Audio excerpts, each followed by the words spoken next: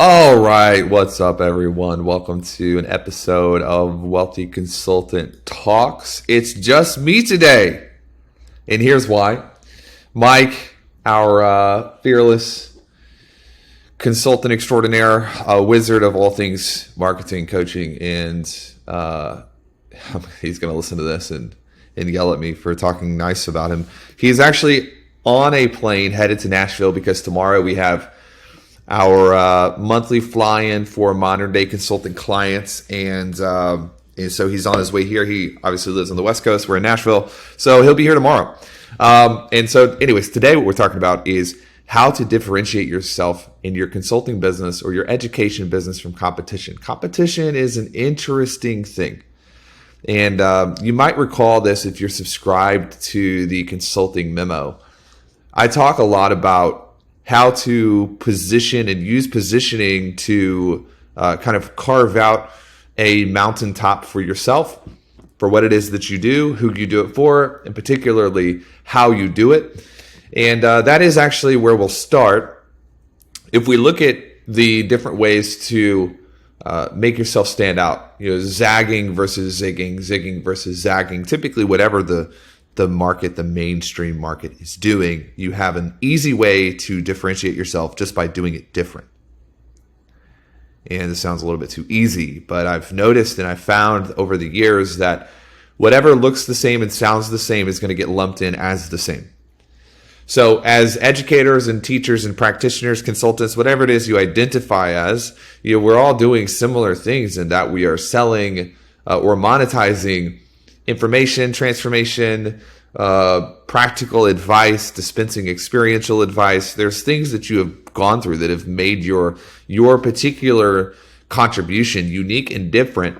But there is so much competition at the bottom of the mountain that we have to really carve our way out to the top of the mountain. And so here's 3 really simple, basic ways for you to stand out and differentiate yourself.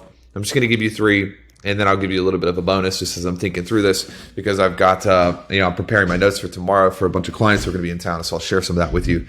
The first is specialization, and going into a place where you are specialized based on either the industry or the market or the particular problem that you solve. And way back when I was coming up in the game and starting to study marketing, and I studied the greats, Dan Kennedy and Ben Savenga, and just people who have created training and education for people like you and people like me. I was coming up in the game. One of the big popular things was Dan Kennedy's riches and niches. And the idea here was that you would really zero in on a particular industry or niche that could set you apart. And it was a tool to differentiate. But I think that as the world has changed, there's a fascinating book called Range. And you should pick it up and read it if you have a vacation coming up. I don't think that you have to read it instantly, but just put it on your list. And it's talking about the future is going to be the people who have pro rata broad exposure to many different insights and industries and concepts.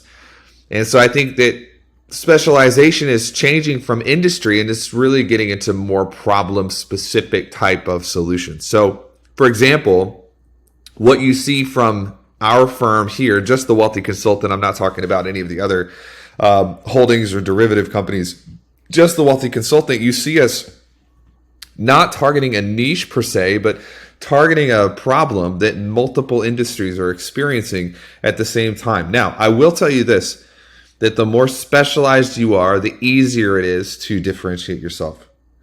However, we're moving into a day and age, I believe, where the longer term, durable type of specialization is not just industry, it's problem. Second way is through the client services element of your business. So there's the what you do, the who you do it for, and then there's the how you do it. And I think that it's a mistake that I'm hearing actually shared around the internet all of the time, where people are talking about, build a great product and people will come. And it's like, no, I actually don't agree with that. I love it for what it, but the people that are saying that don't believe it either. Like when you look at Arby's, for whatever reason, my 4-year-old daughter loves Arby's and I can't figure it out. Arby's isn't special. McDonald's is not special. Southwest Airlines is not special. These businesses are not necessarily successful because of the plane product. Southwest planes are not that great. It's how they do it. So there's what you do, and then there's how do you do it.